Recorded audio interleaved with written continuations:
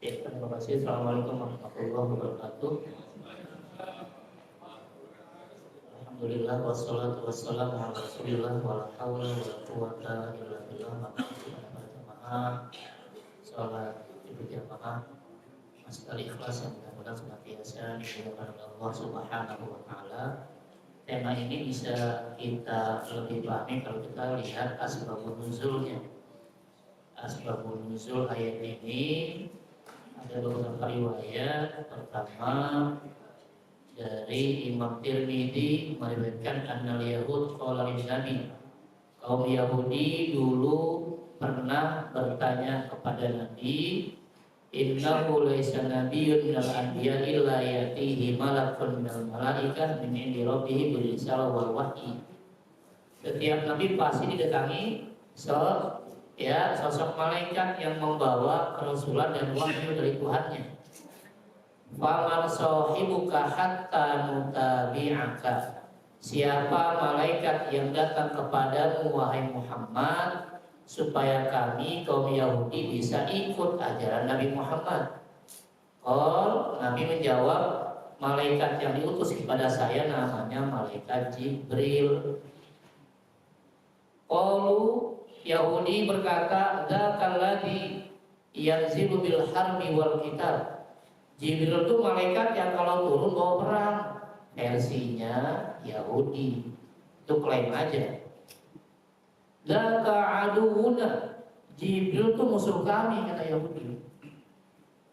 Ya, laulta seandainya engkau Muhammad mengatakan Mikail, malaikat yang turun bawa Quran itu Mikail bukan Jibril, kita pasti ikut ajaran Nabi Muhammad. Itu cuma klaim aja sebenarnya, cuma ngeles saja. Ya, fa'anzalallahu ayat, maka turunlah ayat itu yang mengatakan siapa yang jadi musuh Jibril sebenarnya dia akan jadi musuh Allah dan seterusnya. Itu versi pertama dari tafsir At-Tabari.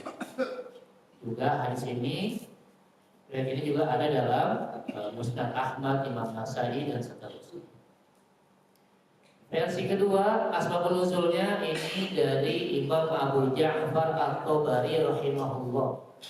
Kata beliau, ajma'a ahlul ilmi bit-ta'wili jami'an. Para ulama tafsir seluruhnya sudah sepakat anna hadhil ayat, bahwa ayat ini turun sebagai jawaban bagi Yahudi Bani Israel karena Yahudi ini menganggap Jibril sebagai musuh. Kalau kita kan jelas musuhnya setan.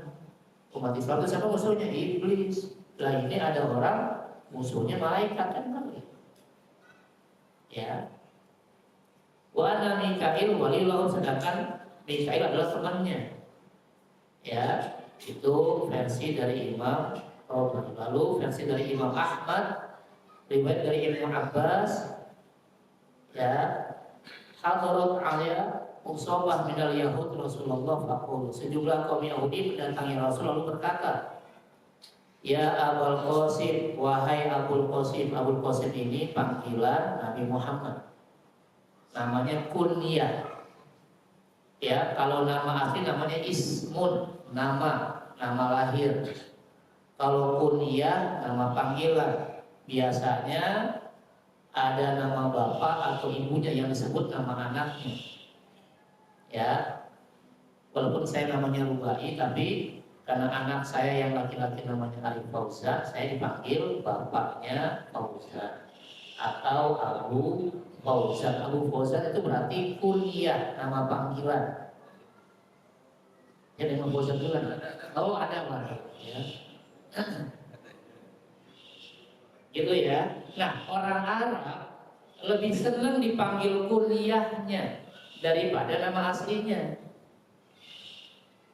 Ya, ketimbang dipanggil Muhammad, lebih dihormati dipanggil Abul Qasim. Gitu. Ali bin Abi Thalib bahwa panggilannya Abul Hasan, bapaknya Hasan, karena anak pertamanya namanya Hasan. Itu ya. Jadi ketika dipanggil dengan nama panggilan nama anaknya itu berarti lebih dihormati dipanggil daripada dipanggil nama bapaknya.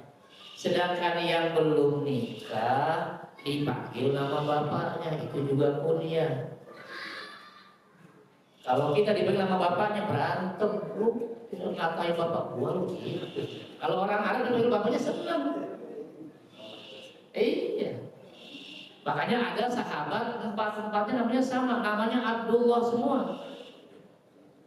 Tapi bapaknya beda, maka yang satu ada Abdullah bin Umar, anaknya Umar. Panggilannya Ibnu Umar. Abdullah bin Mas'ud, panggilannya Ibnu Mas'ud. Abdullah bin Abbas, panggilannya Ibnu Abbas. Abdullah bin Amr bin As, panggilannya bin Amr bin As. Itu ya, jadi dipanggil bapak, anaknya atau anak itu lebih dihormati daripada manggil nama aslinya. Makanya ketika ada panggilan dia Abul Qasim, wahai Abul Qasim, ini penghormatan. Karena nama anak Nabi yang pertama yang laki-laki namanya Qasim. Jadi dipanggilnya Abul Qasim. Itu ya. Beritahukan pada kami tentang sejumlah hal yang kami tanyakan padamu yang tidak diketahui kecuali oleh Nabi. Jadi orang Yahudi nanya, ngetes, beneran Nabi bukan nih? Lalu kata Nabi, salu amma syi'tum. Silakan tanya apapun, walakin ij'alu lidhimmah wa ma ya akhadha Yaqub ala banihi la in ana haddatsukum an syai' fa'araftumu la tutabi'unani 'ala Islam. Tapi janji, kata Nabi, seperti janji yang diminta Nabi Yaqub kepada putra-putranya, jika aku beritahu tentang jawabannya nanti, kalian harus masuk Islam. Karena ini kan pertanyaan yang bisa dijawab hanya oleh Nabi. Qalu, apa kata Yahudi? Setuju. Ya, maka Rasul bersabda, salu amma syi'tum, silakan tanyakan apapun yang kalian inginkan. Qalu, Yahudi bertanya, namanya ya. Ditujukan pada kami tentang 4 perkara yang cuma Nabi yang tahu nih. Satu, makanan apa yang diharamkan Israel atau Nabi Yaqub untuk dirinya sendiri sebelum Taurat diturunkan. Ya, apa sebelah itu misalnya kan kalau mungkin ya. Ya, silong misalnya juga. Yang kedua, bagaimana rupa air mani wanita dan rupa air mani laki-laki serta bagaimana menjadi laki-laki dan wanita. Ketiga, siapa Nabi yang Taurat yang disebutkan dalam Taurat, dan yang keempat, siapa malaikat yang menjadi teman. Ya, dijelaskan semuanya sama Rasul. Tapi ketika ada jawaban yang keempat, yang nemenin saya, yang malaikat, namanya Jibril. Ya, apa kata Yahudi? Wah, Jibril musuh kita, nggak jadi deh masuk Islam. Alasan aja, padahal 4-4-nya dijawab semua. Ya, 4-4-nya udah dijawab. Berapa janjinya kalau dijawab 4 pertanyaan mereka siap masuk Islam. Setelah dijawab 4-4-nya mungkir lagi. Ya, cuma omong-omong doang nih. Ya, alasannya karena yang namanya Nabi Muhammad adalah malaikat Jibril. Itu cuma alasan aja. Maka turunlah firman Allah, "Qul man kana aduwwan li Jibril." Katakanlah siapa yang menjadi musuh Jibril dan seterusnya. Dan juga ada riwayat Imam Bukhari dari Anas bin Malik, ya, masih tentang ayat ini, banyak sekali penjelasannya. Ya, bahwa Abdullah bin Salam ini tokoh Yahudi mendengar kedatangan Rasulullah ke Madinah. Saat itu tokoh Yahudi ini sedang memanen buah di sebuah kebun. Ya. Fa'atan Nabi, maka dia bersegera mendatangi Nabi lalu bertanya, "Inni sa'iluka an salat la ya'lamuhunna illa Nabi." Aku ingin menanyaimu wahai Muhammad tentang 3 hal yang hanya diketahui oleh Nabi. Ma awwalu asyratis sa'ah wa ma awwalu ta'ami ahlil jannah wa ma yanzi'ul walad ila abihi aw ila ummi. Apa tanda kiamat yang pertama, apa makanan pertama penduduk surga, dan faktor apa yang membuat anak mirip bapaknya atau mirip ibunya. Susah ya, hanya nyari di Google untuk ada sih, ada hadisnya. Ya, maka beliau Nabi menjawab, yang ketiga tuh ya, Jibril baru masih tahu sama saya. Kaget tuh Abdullah nih, tokoh Yahudi, loh kok Jibril? Kata Nabi iya. Maka tokoh ini mengatakan Jibril itu malaikat yang jadi musuh Yahudi. Ya, jadi gara-gara seolah-olah nih gara-gara Jibril akhirnya orang-orang Yahudi yang masuk Islam. Kasihan kan jadi kambing hitam di Jibril. Ya. Fakor ahadil ayat, maka Rasul membacakan ayat ini, Qul man kana aduwwal Jibril fa innahu nazzalahu ala qalbi. Katakanlah wahai Muhammad, barang siapa yang jadi musuh Jibril, maka Jibril itu telah menurunkan Al-Quran ke dalam hatinya. Lalu beliau bersabda menjelaskan 3 pertanyaan tadi. Tanda kiamat yang pertama, munculnya api yang mengumpulkan manusia dari timur ke barat. Ini jawaban pertama. Yang kedua, makanan pertama yang dimakan penghuni surga adalah ziyadah atau dikatakan tambahan atau ya cuping hati ikan. Dan yang ketiga, kenapa bisa beri bapak atau emaknya? Maaf, ini siapa yang keluar duluan ketika hubungan suami istri. Kalau yang keluar duluan bapak kan bakal mirip bapaknya. Yang keluar duluan emaknya berarti mirip emaknya, itu kata Nabi. Ya. Itu. Nah, karena beliau tokoh Yahudi dan paham banget Taurat, akhirnya beliau masuk Islam. Oh, setelah dijawab tadi, dia mengatakan asyhadu alla ilaha illallah wa annaka rasulullah. Aku bersaksi bahwa tiada Tuhan selain Allah dan bahwa engkau adalah putusan Allah. Tapi dia punya permintaan. Ya Rasulullah, wahai Rasul, innal yahud qaumun buhid. Yahudi itu kaum pembohong. Wa innahum ya'lamu bi islami qabla an tas'alahum yabhatun. Jika Yahudi tahu bahwa saya Abdullah bin Salam sudah masuk Islam, sebelum Anda menanyai Yahudi, pasti Yahudi akan memfitnah saya. Jadi maksud Abdullah bin Salam ini, kumpulin Yahudi, tanya tentang saya, ya tanya tentang Abdullah bin Salam, tanpa diketahui bahwa Abdullah bin Salam sudah masuk Islam, tanyain dia.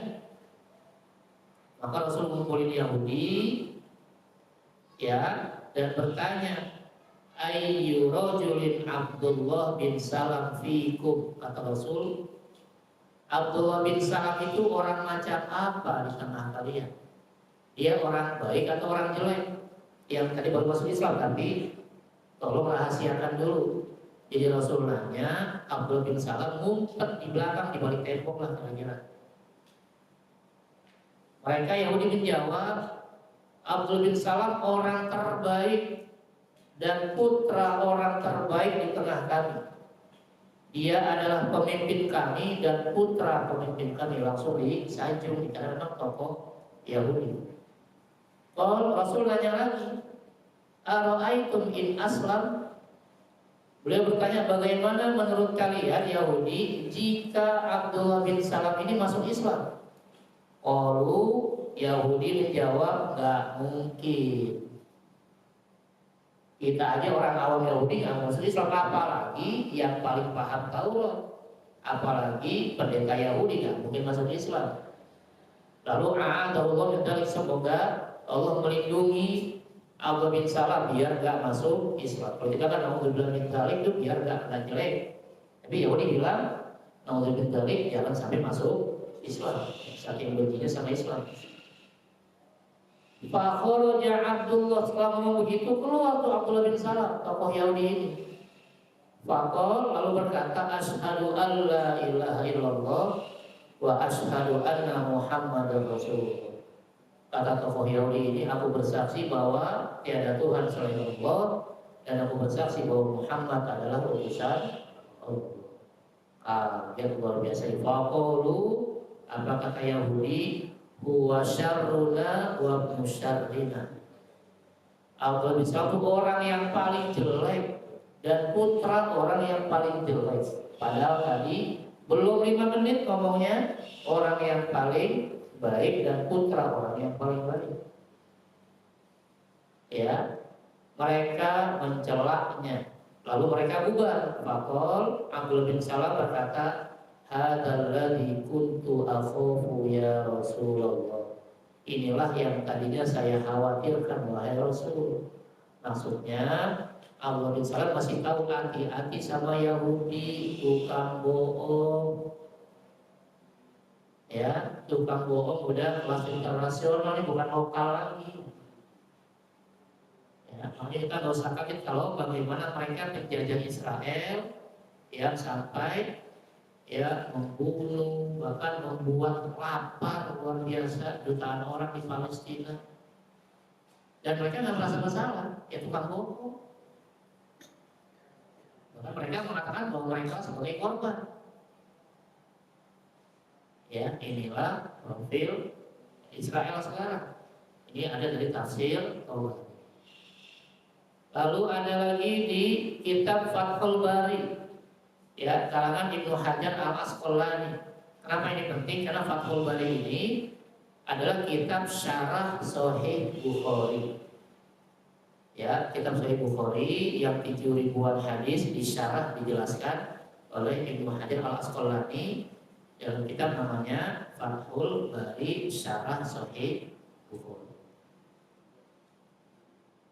Dikatakan di sini kata Ibnu Hajar, akhirnya kisah ini menunjukkan bahwa Nabi membacanya tersebut sebagai bantahan terhadap kaum Yahudi.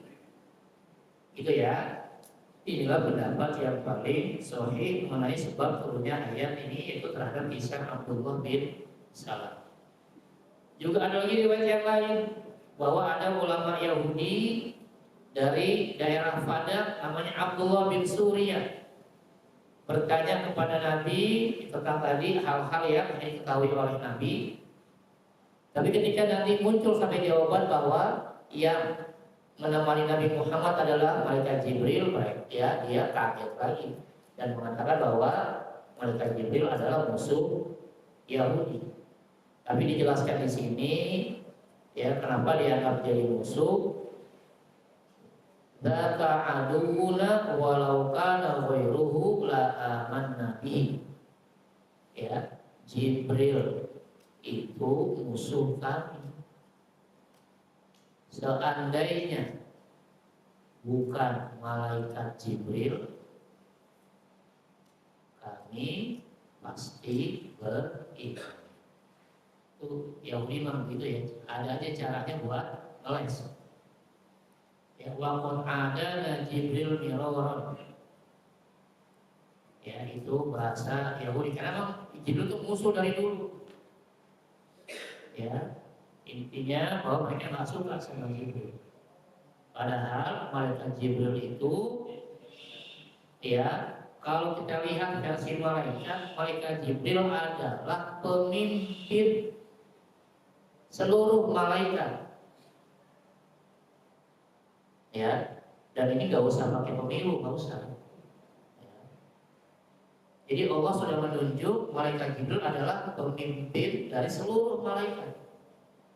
Karena itulah tugasnya, tugas yang paling penting apa itu? Menurunkan wahyu, menurunkan Taurat, Zabur, Injil, Al-Quran. Ya.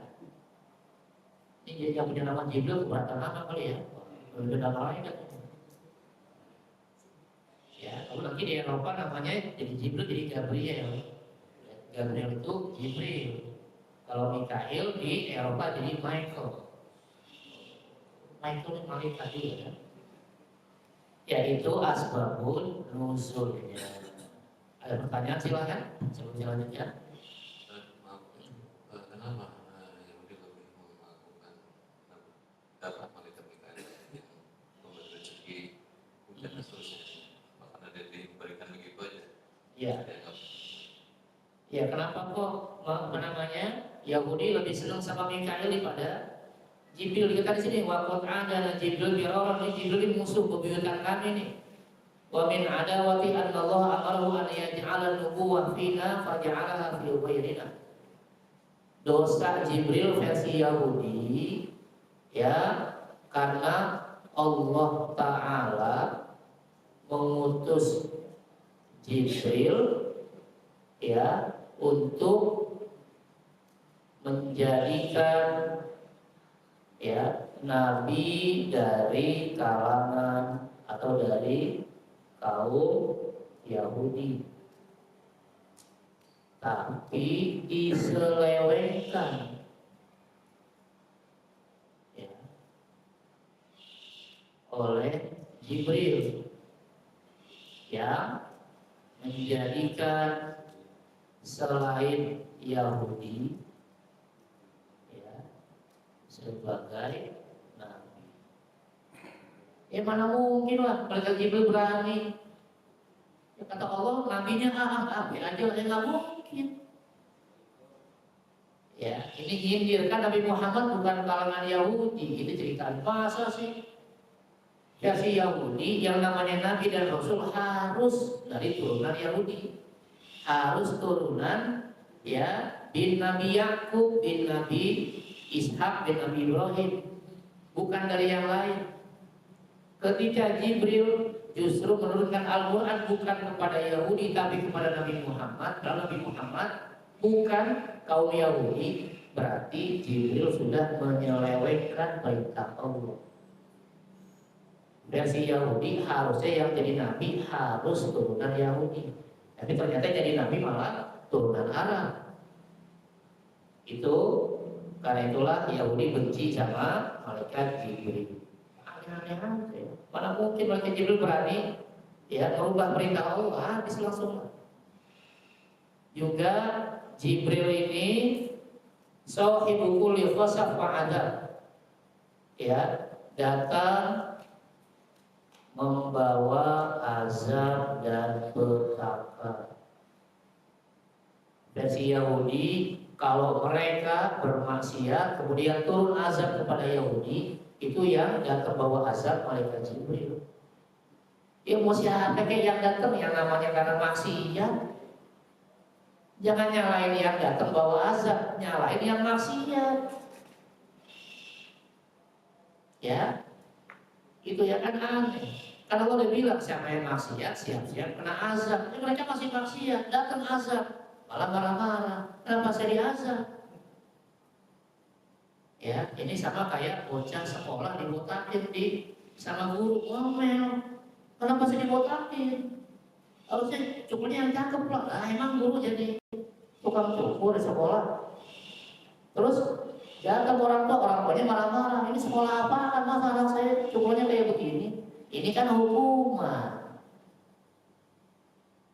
Ya kan, jadi sekarang semua guru disalahin, kasih hukum apapun salah, nyubit salah, ya nyukur rambut salah.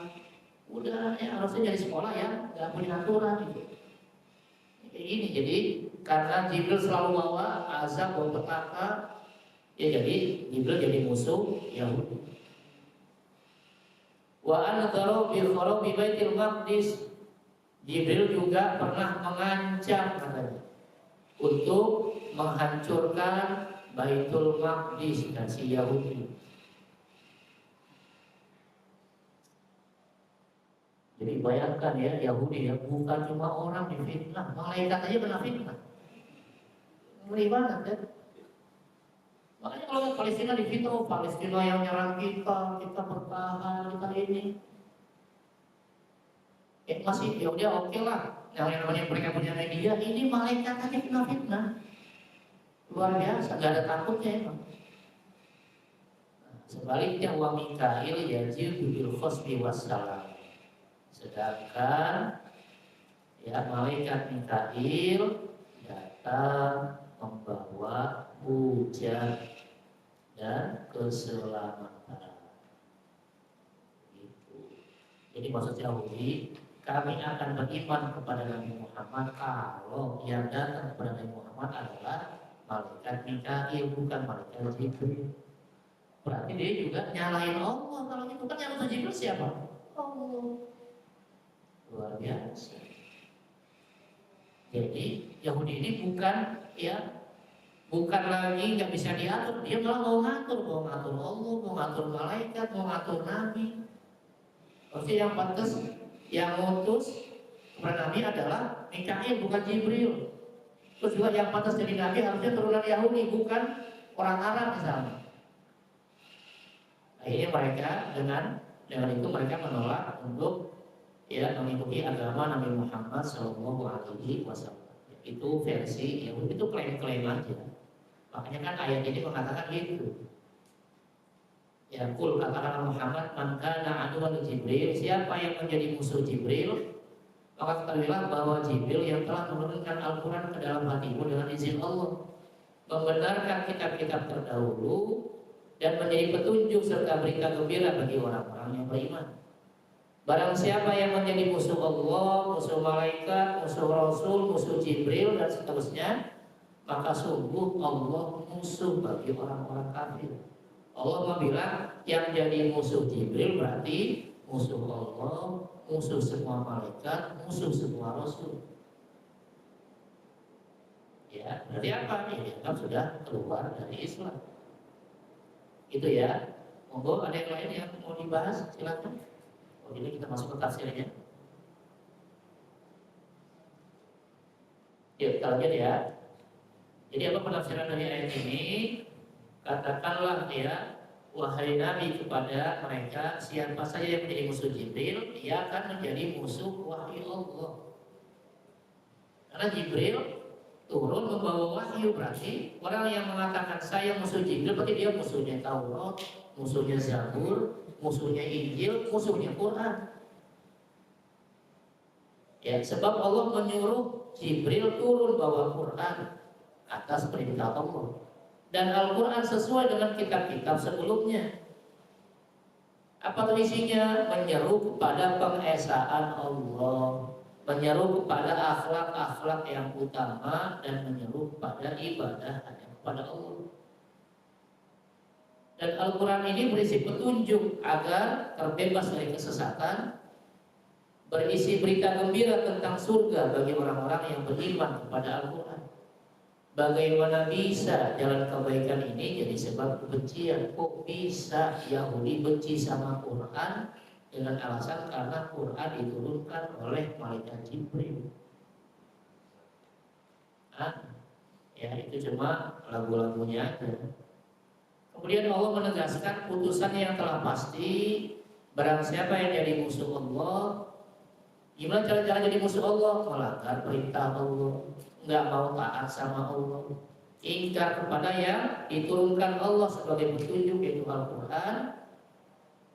Yang kedua menjadi musuh malaikat apa tuh? Tidak suka mengamalkan isi wahyu atau isi Al-Quran, atau menjadi musuh para rasul dengan cara mendustakan klaim kerasulan. Muhammad bukan nabi itu, karena Muhammad bukan turunan Yahudi, versi Yahudi. Ya, padahal jelas kerasulan Muhammad buktinya udah 100% meyakinkan. Ya, dari nasab aja udah ketahuan. Coba nasab kita, ada yang hafal nasab kita sampai ke Nabi Adam, ada yang hafal? Boro-boro nama kakeknya kita lupa. Nabi Muhammad sampai ke Nabi Adam ada jelas. Kita jangankan nasab, ijazah tidak kelar-kelar. Ya kan? Iya. Padahal yang simpel tuh kelihatan, apalagi nasab. Ya kan? Ribet. Tapi Nabi Muhammad ketahuan nasabnya bahkan sampai ke Nabi Adam. Menandakan bahwa ini benar. Ya. Apalagi bicara tentang sejarah kehidupan Muhammad jelas, terang benderang. Ya, gimana lahirnya, sebelum lahir ada peristiwa apa? Kita mah nggak tahu. Kadang aja kita yang namanya tanggal lahir aja nembak. Ya kan? Rasulullah jelas tanggal lahirnya, baik versi Masehi maupun versi Hijriah ini jelas. Lepas dari awal Masehi jelas, wafatnya juga jelas kapan, peristiwanya bahkan tahun per tahun jelas. Padahal udah wafat 4 tahun. Dikuatkan oleh Al-Quran, dikuatkan oleh nanti para sejarawan. Jadi aneh kalau ada yang menolak Rasulullah Muhammad. Apalagi ada yang menolak Rasulullah ya, atau menolak putusan Allah dengan cara membunuh nabi-nabinya seperti Nabi Zakaria dan Nabi Yahya yang dibunuh oleh kaum Yahudi. Atau bahkan ada yang menjadi musuh dari malaikat Jibril dengan mengklaim bahwa malaikat yang disebutkan pertama itu malaikat Jibril mendatangkan malapetaka. Saya nggak mau kalau Jibril yang jadi yang bawa Quran, karena Jibril kalau datang pasti bawa malapetaka. Waduh, bawa apa tuh suka-suka? Jibril kan ini cuma utusan. Ya, semuanya bersumber dari Allah. Kalau nggak mau kena malapetaka, kalau nggak mau kena azab, ya jangan maksiat gitu doang padahal. Jangan nyalain malaikat Jibrilnya. Ya. Jadi siapa yang menjadi musuh Allah, musuh para malaikat, musuh para rasul, bahkan dari musuh Jibril, musuh Mikail, apa kata Allah? Maka Allah menjadi musuh baginya dan akan membalas semua perbuatannya. Sebab yang memusuhi tadi, dia sebenarnya ingkar pada Allah, menjadi musuh Allah dan orang yang menzalimi dirinya sendiri. Itu ya, ada pertanyaan silakan. Ya, apa pelajaran yang kita dapat dari tafsiran ini? Banyak dalih yang dikemukakan Yahudi atas keengganan mereka beriman kepada Nabi Muhammad dan beriman kepada Al-Quran. Jadi Yahudi pasti nyari cara, gimana caranya ya biar kami ini boleh tidak beriman pada Nabi Muhammad, biar kami terbebas, biar bisa tidak beriman pada Quran. Maka dicarilah caranya.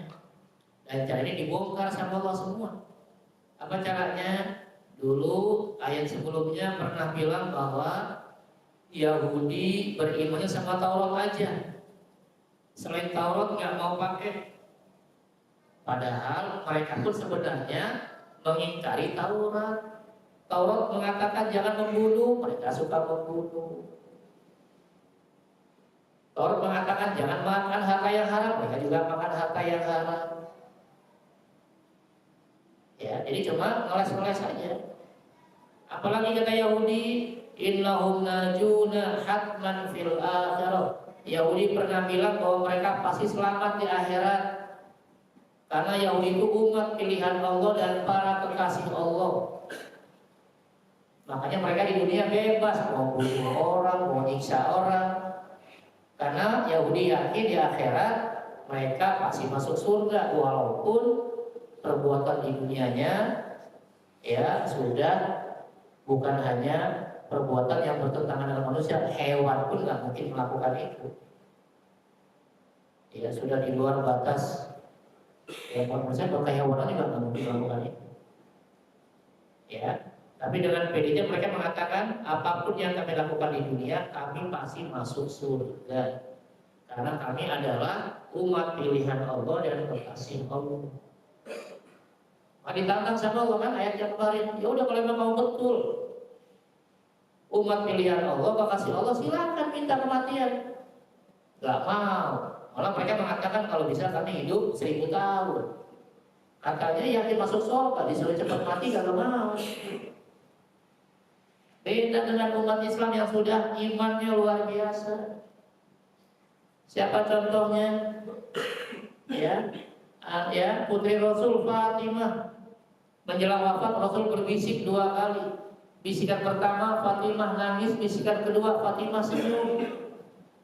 Setelah Rasul wafat ditanya nih putri Rasul, kok tadi nangis terus ketawa?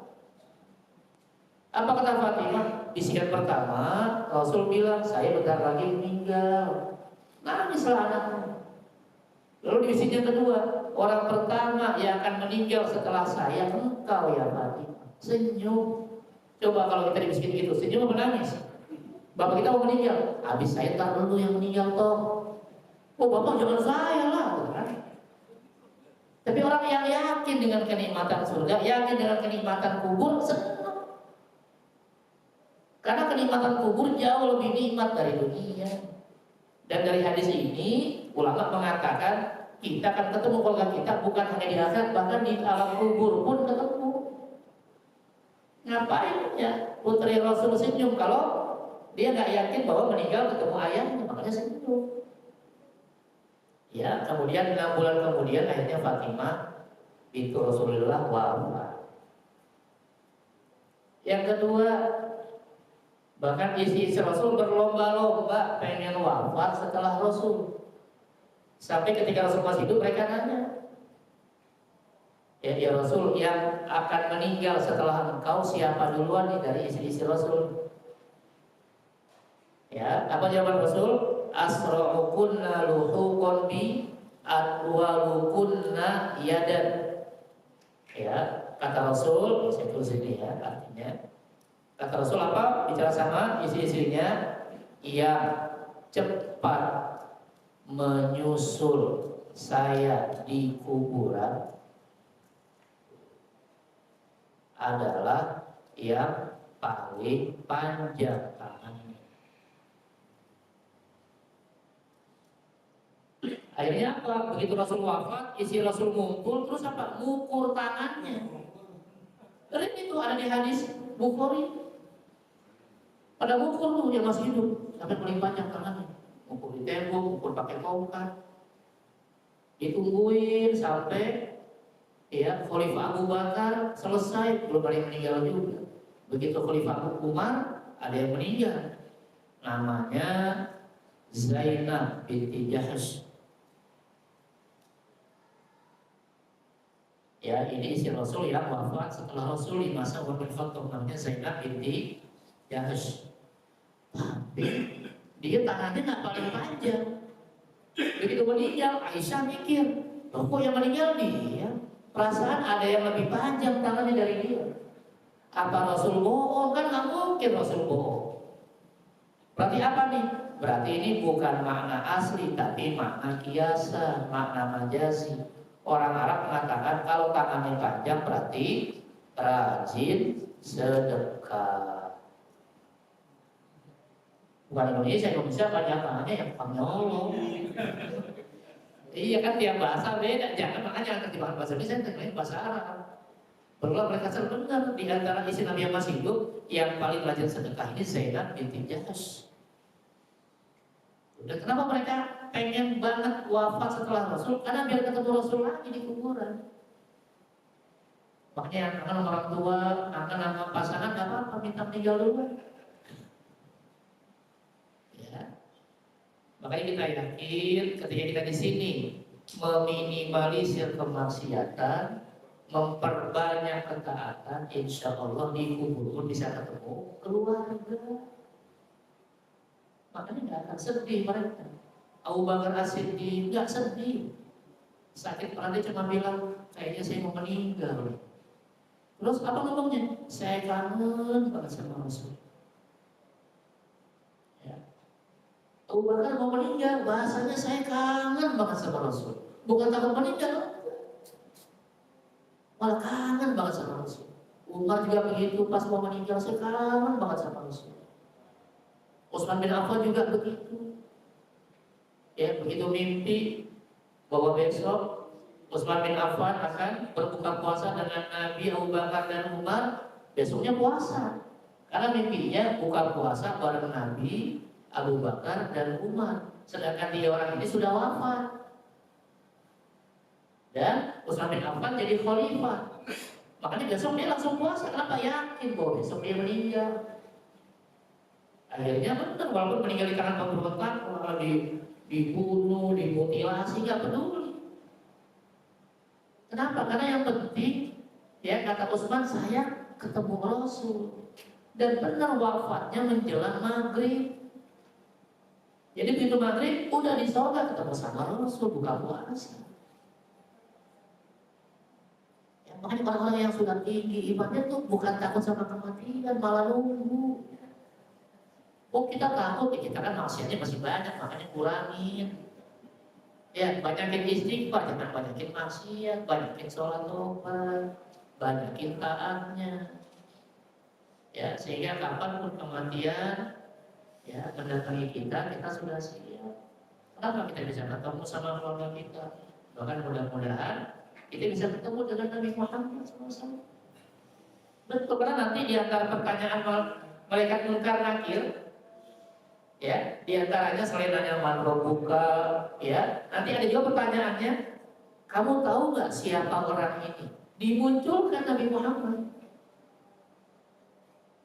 Maka orang beriman menjawab, ini adalah Rasul Nabi Muhammad utusan Allah. Udah salah gitu. Ya, tapi yang kafir, ya kagak mau sholawat, ya nggak mau taat, nggak kenal. Ini siapa? Udah saya nggak kenal, udah siap-siap kena azab. Ya, jadi nggak bakal jauh di akhirat, di kuburan pun, di alam barzakh kita semua. Kalau tadi meminimalisir kemaksiatan, menambah ketaatan, memperbanyak istighfar, memperbanyak sholat taubat, mudah-mudahan kita tidak hanya bertemu dengan keluarga, bahkan bisa jadi kita bertemu Rasulullah Sallallahu Alaihi Wasallam. Amin ya rabbal alamin. Monggo ada pertanyaan lagi silakan.